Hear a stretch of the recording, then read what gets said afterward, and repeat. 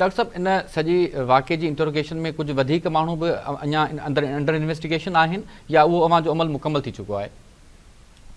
इन में असां खोड़ माण्हुनि खां इंटरव्यू कयो डे 1 खां वठी करे।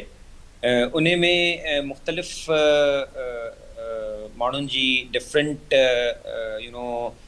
इन्वॉल्वमेंट त शायदि न खणी चइजे त जीअं से फॉर एग्ज़ाम्पल